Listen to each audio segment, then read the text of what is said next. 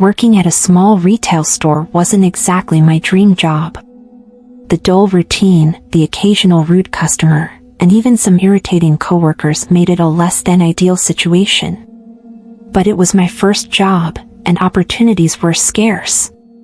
Over winter break, I jumped at the chance to work a few overnight shifts.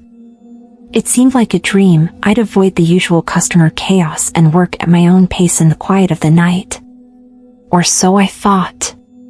The store was a completely different world at night. The usual bustling energy was replaced by an eerie stillness, only broken by the constant hum of the fluorescent lights. Chris, the overnight manager, was there to show me the ropes on my first shift. We spent a few hours together, but eventually, we went our separate ways. It was just the two of us in the entire store. The first few hours were peaceful, almost soothing. I had my music playing softly in the background, and without the pressure of customers or coworkers, I found a certain rhythm in restocking shelves.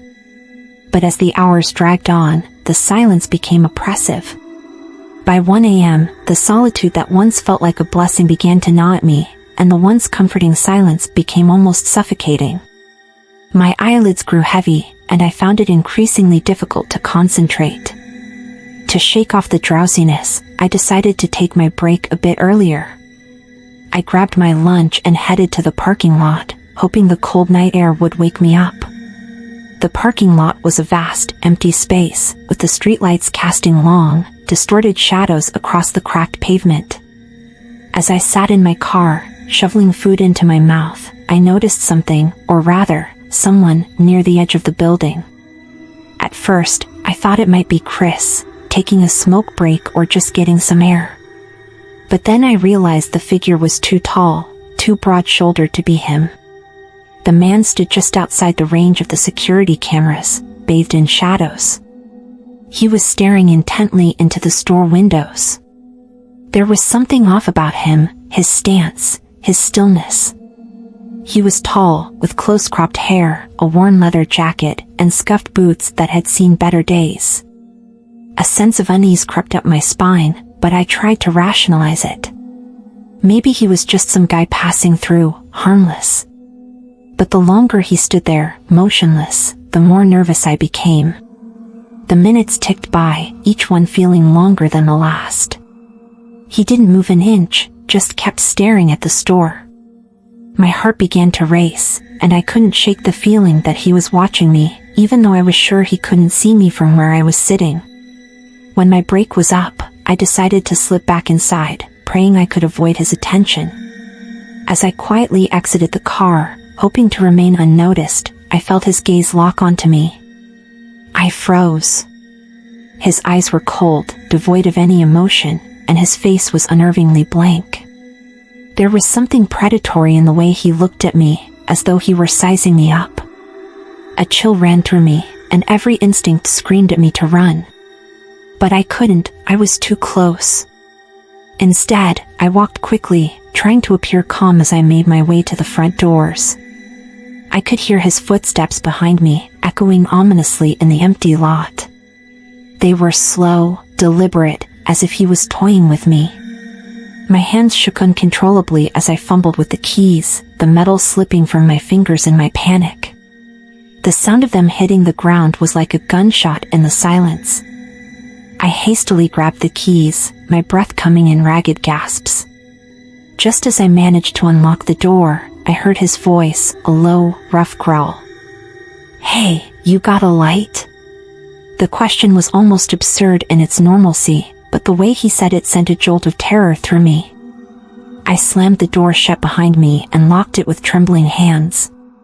Every fiber of my being told me that this man was dangerous, and I wasn't about to stick around to find out how dangerous. I hurried to the back of the store, my mind racing with fear. Who was he? What did he want? The uneasy feeling gnawed at me, making it impossible to focus. I tried to shake it off, but the fear clung to me like a shadow. After a few minutes, I gathered enough courage to check the front windows again. The man was gone, and the parking lot was eerily empty. Relief washed over me. Maybe I had overreacted, let my imagination run wild. I returned to my work, but the tension in my body refused to ease. Every noise, every flicker of movement caught in the corner of my eye, set me on edge. Then, without warning, the store's alarm system erupted in a deafening wail. The shrill sound pierced the silence, making my heart jump into my throat.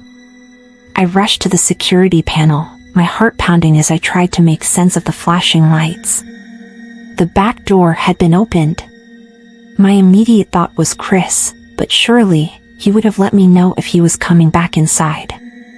Panic took hold, tightening its grip on my chest as I cautiously made my way toward the storage area, where the alarm continued to blare. As I approached the storage room, I heard something, a series of loud thuds, like someone pounding on a door. The noise echoed through the narrow corridor, sending shivers down my spine. My hands trembled as I reached for the door, pushing it open with a sense of dread. The thudding stopped abruptly, plunging me into an almost unbearable silence. Down the hallway, I could see the back door wide open, swaying slightly in the wind. The sight of it filled me with a cold, paralyzing fear. I called out for Chris, but the only response was the hollow echo of my own voice. The realization that I was alone, truly alone, hit me like a punch to the gut. And then, I saw him, the man from outside. His head slowly emerged from around the corner at the end of the hallway. His expression had changed. No longer blank, his face was twisted into a grotesque grin, his eyes glinting with malice. He was holding something, a knife, its blade catching the light as he took a step toward me. I didn't wait to see what he would do next. Pure, unadulterated terror fueled my legs as I turned and ran. I bolted through the store, my only thought being to reach my car. My breath came in short, panicked bursts as I sprinted across the parking lot, the night air stinging my lungs. I fumbled with my keys once more, but this time, I managed to unlock the car door on the first try. I threw myself inside, locking the doors and frantically starting the engine. My hands were shaking so badly that I almost dropped the phone as I dialed 911. The dispatcher's calm voice was a lifeline, but I could barely hear her over the sound of my own heartbeat thundering in my ears. The police arrived in what felt like an eternity, though it was probably only a few minutes. They searched the store and found Chris, unharmed but visibly shaken, hiding in the manager's office. He told them that the man had broken in, chasing him through the store, pounding on the office door with terrifying force, trying to get inside.